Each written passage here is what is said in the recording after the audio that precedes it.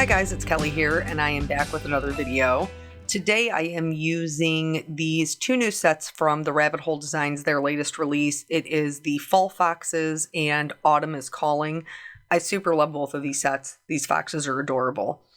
I actually made these cards before I went on vacation, and so because of that, you guys will laugh so hard at me. I don't know. I'm delusional when it comes to time. It just asked my husband.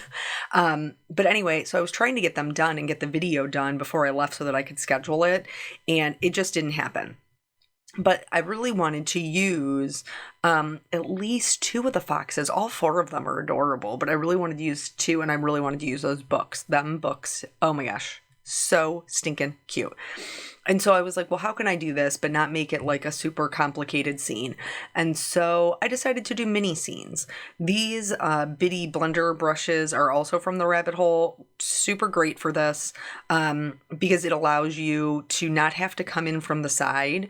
So I like to pick up some ink on my brush, and then you can see me kind of like dab it off on my glass mat and then take it to the paper. It makes it really, really easy to build up color and still have soft kind of edges. And so I just chose a blue for my sky and a green for my grass so that these would have a cute little background without me having to go in and do a ton of masking and things like that. While I do love more complicated scene cards, sometimes it's nice just to be able to not worry so much about the background, just do a simple little background and then, spend all your time on the coloring, which is pretty much what I did here. In order to make these backgrounds a little bit more interesting, I decided to spatter on some Perfect Pearls. This is just going to offer a little bit of shine to the background.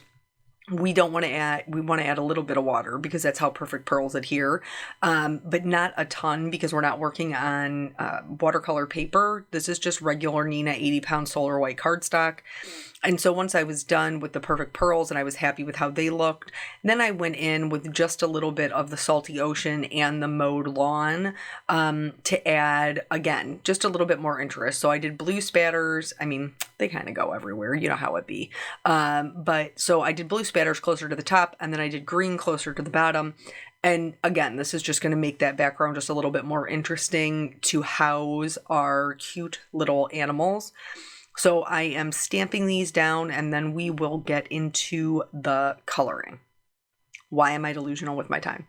All right, so I told you guys that we were getting ready to go on vacation, and I knew I knew that I was going on vacation. Obviously, I scheduled it. But so I was trying to get done all of the things that I had due for the week and then the following week, and there's just not enough time.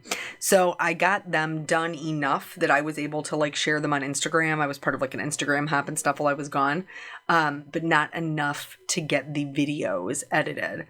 So unfortunately, that means that the channel sat for about a week with no videos. But on the plus side, that does mean that we are flush with videos now. We have a lot of videos that are just sitting waiting for me to edit them.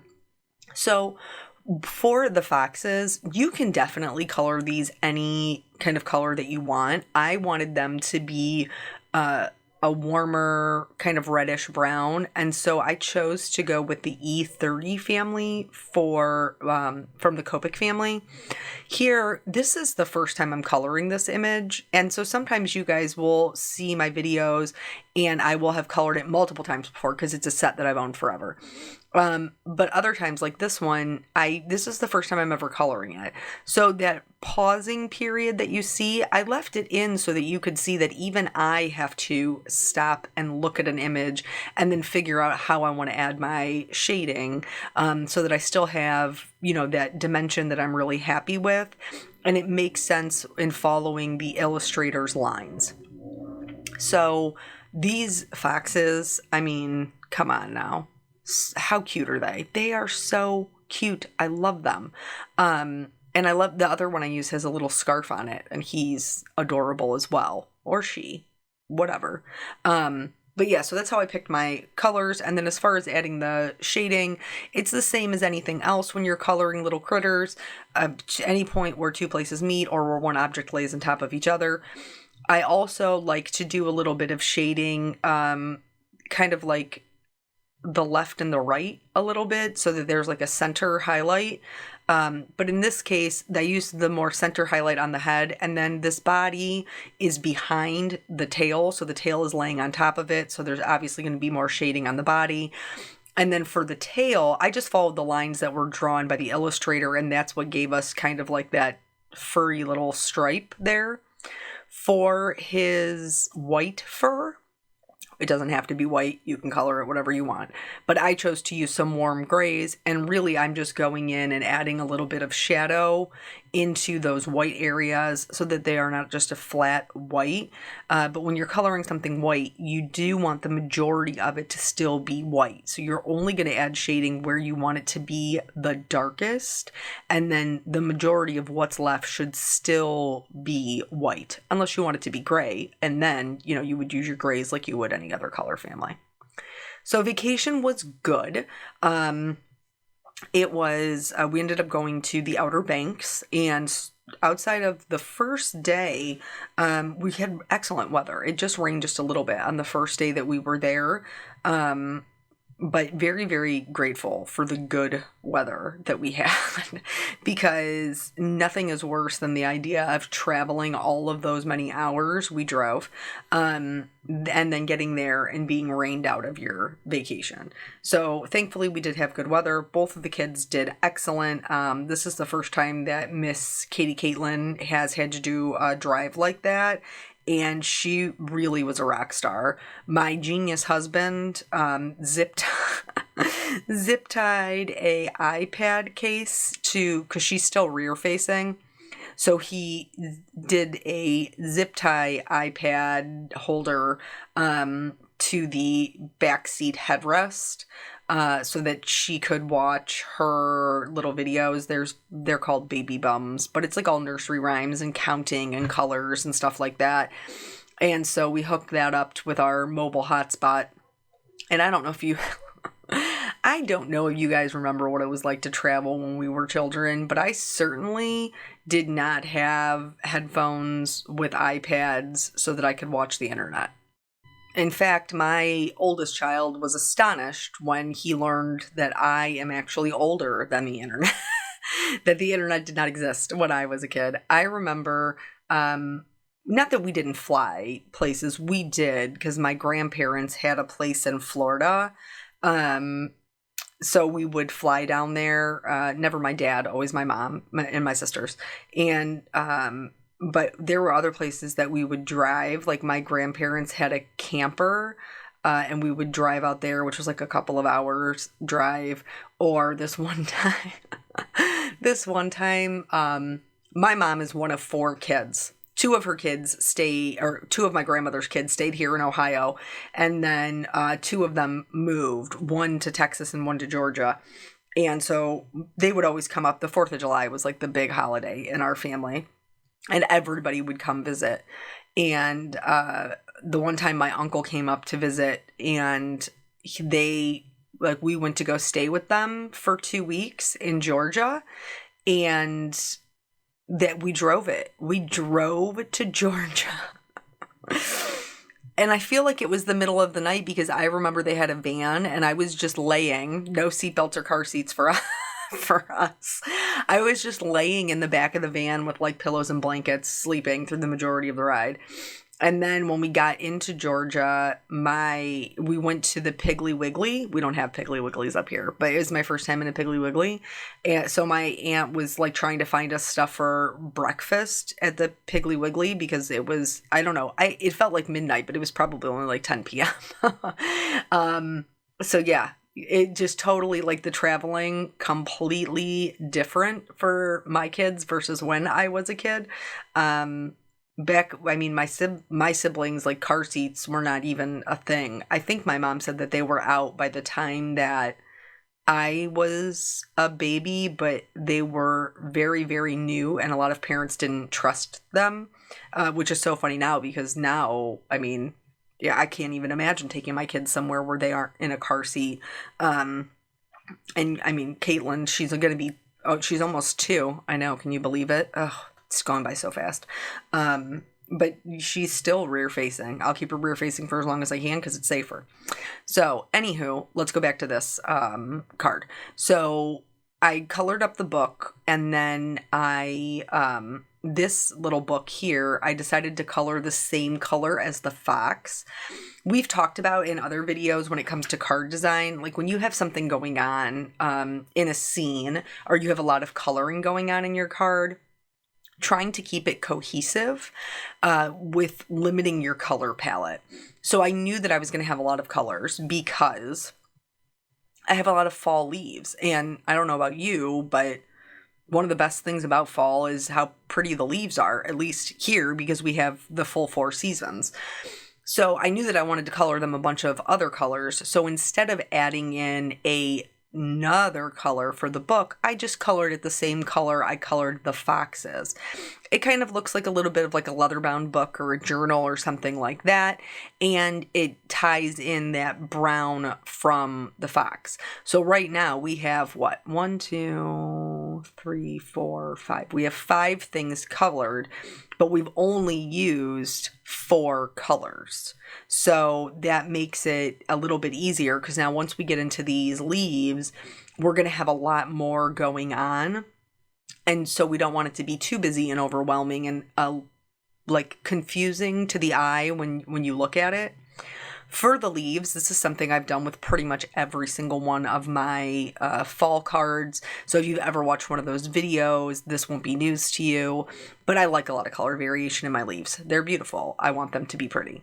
And that means blending color families. So typically I will find some greens, some yellows, some reds, some oranges, you know, just like you would see in nature. And then I work on blending them together. When you're blending color families, if you're using Copic markers, you want to look at the last number. That last number is going to help you to blend them.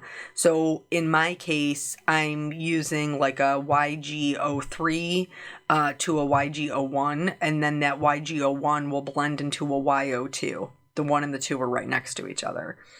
The only exception to this, and I say this every time, is the yellows.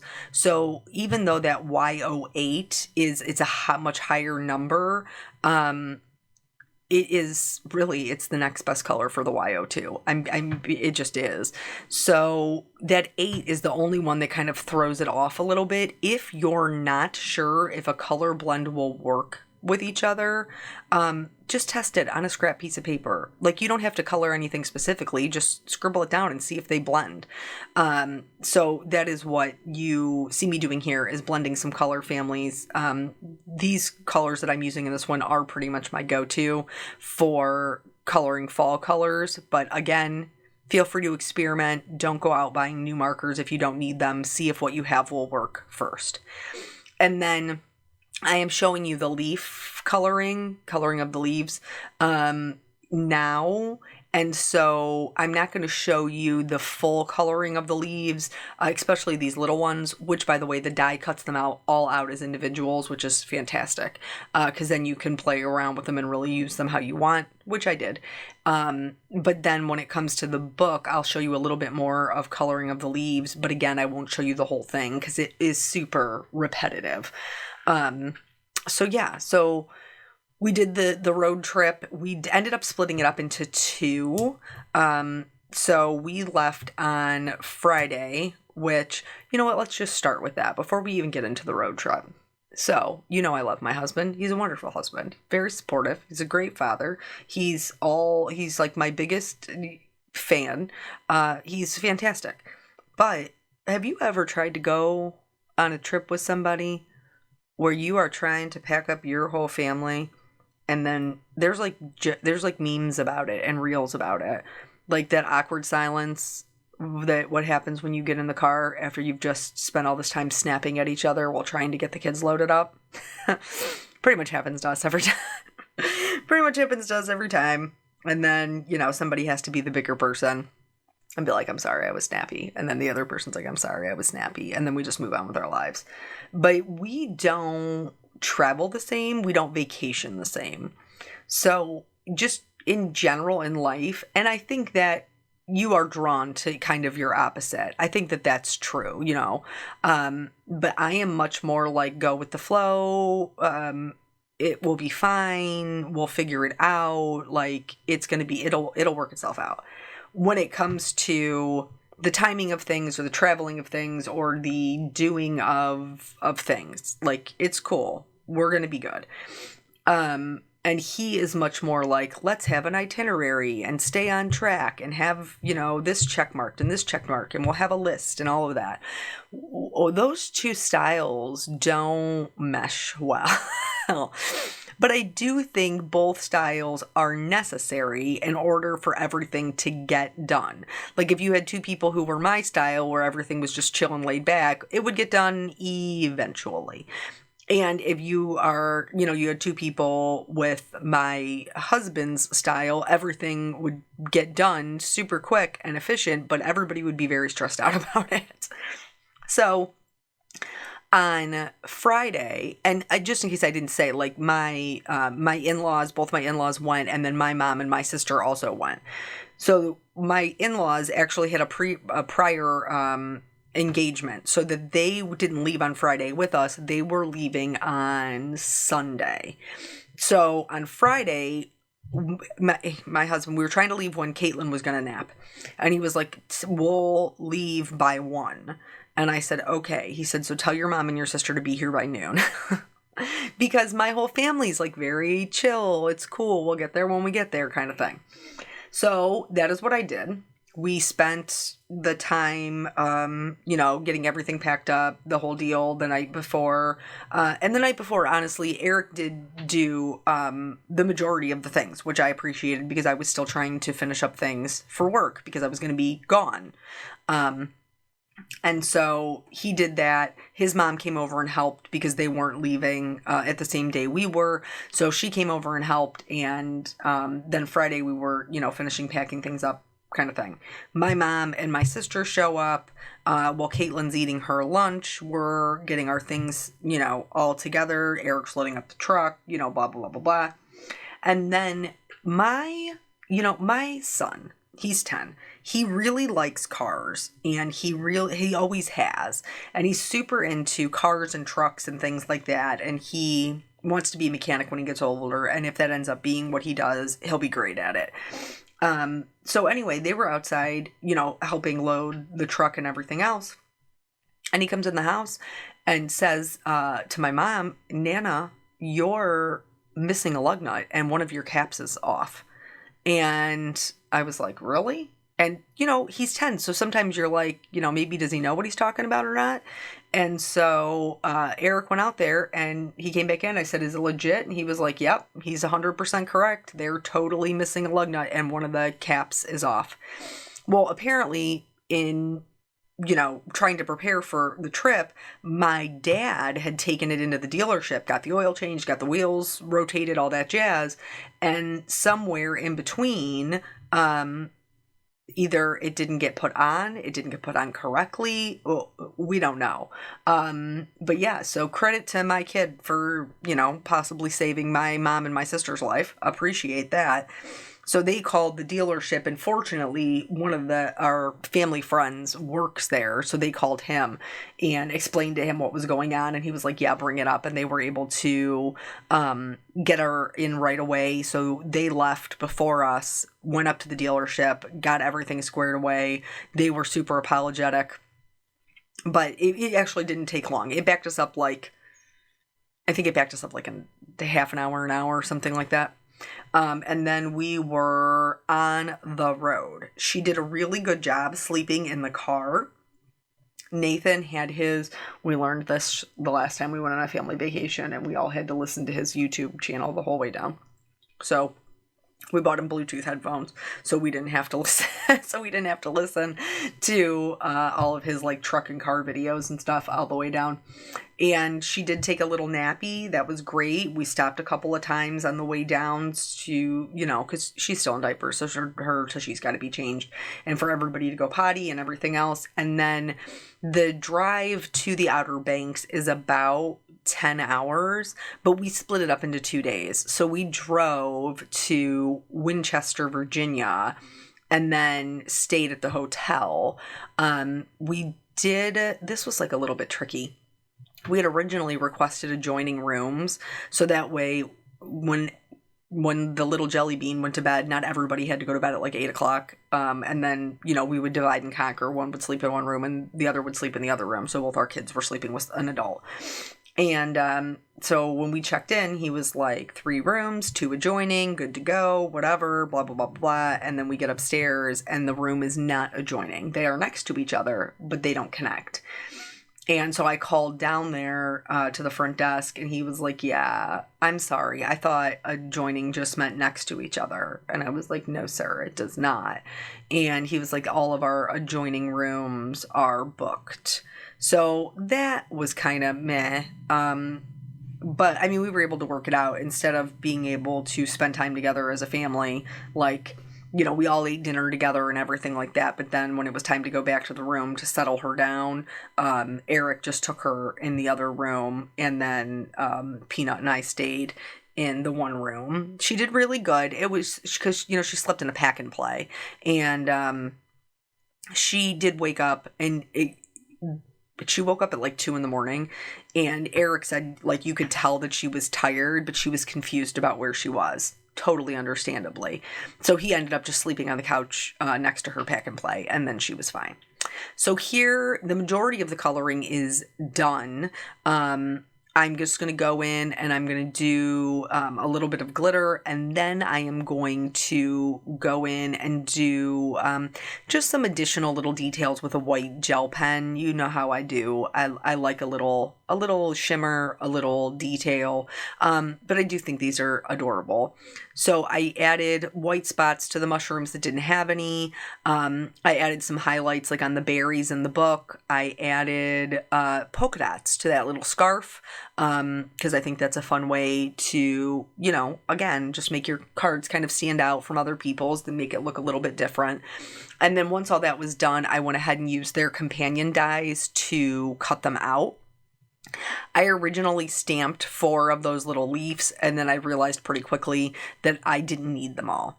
Here, I have everything in place for how I want them to stay, and I am going to use some press and seal to keep them exactly that way. So before, I was just pressing my press and seal on, but then I saw my friend Dawn in her video. She used a bone folder to kind of like burnish them on, and let me tell you, that works so much better. Isn't it good to have crafty friends, that you learn so much stuff from? I learned so much stuff from her. She's so talented. But so I did do this, and it works way better. So get yourself a bone folder. And then this is one piece of press and seal, so I'm just going to go right up the middle. At first, I tried to do it with my Fiskars, but then I had to switch over to the Spellbinders no stick scissors. And then I just cut right up the middle, so I had 2 separate pieces.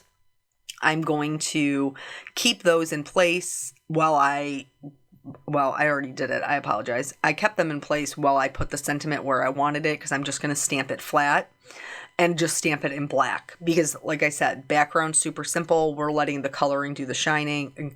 Don't mind that. What I was doing was I was picking off a fuzzy in a house with dogs. Is it a dog hair? Is it a fuzzy? It could be whichever. And then once that's done, I am going to then tape my base down to my glass mat. And then I will put this in place. I will burnish the side of the press and seal to act as a hinge. And then I will just add my glue. I will flip it back over, glue it down, flip it back up, so on and so forth. This works so great for die cuts. And as a person who doesn't really love die cuts, this did make them so much easier for me to want to use them. I did have to make one little adjustment. You saw me go in there with the tweezers, just because that one little leaf, I almost called it a petal, that one little leaf had moved, and so I wanted it to go back to framing the sentiment, which I think is super cute. Autumn is calling, and I'm sad about it, honestly. I don't want to answer the phone. Don't call me. New phone, who this? because I'm not ready for summer to be over. Can you even believe that it is August? Y'all, I'm not ready. Like, I just feel like summer has gone by, and they always do. Like, it just goes by so fast. Maybe it's because winter lasts so long here, or at least I feel like it does. But yeah, it's going by really, really fast. Peanut goes back to school in like 3 weeks. Totally not ready to have that happen. So yeah, it's been busy. Just trying to get, I mean, we were juggling the vacation and other things like business things that I have to do. I'll share more about that soon. But yeah, it's just been kind of a little crazy. Every time I show somebody, like if I'm in conversation showing somebody my Google Calendar, they're always like, what is going on in your life? And I'm like, a lot is happening. Plus, it's not just my calendar that's, not just my schedule that's in there. It's my kids and my husband. And, if I can get my mom to tell me about her doctor's appointments, that too.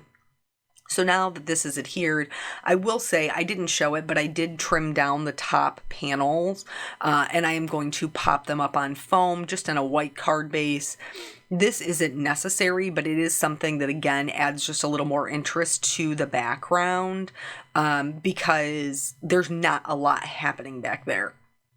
So doing something as simple as just trimming it down 1/4 of an inch and popping it up on foam can help, in general, make the card just a little bit more interesting. So that is what I did there. And then the rabbit hole has these cute little matte white, like enamel dots. They are matte. And I found that they were blending in just a smidge too much. So I put them on and I was like, oh, they're kind of blending in a little bit too much. You can totally color these with Copic markers. That's not what I'm going to do, but you can. What I am going to do is I'm going to make them glossy instead of matte. So I use my glossy accents to just hit up some of the little mushrooms, some of the berries on the other book. But then I also added just a little bit of glossy accents over the top of those matte enamel dots just to make them shiny. Really, really great way to kind of get more bang for your buck out of a product you already own. So that's pretty much it. That's both cards. I hope that you enjoyed the video. I will be back with more videos soon. Thank you guys so much for your time. I always appreciate it, and I will catch you on the next video. Bye.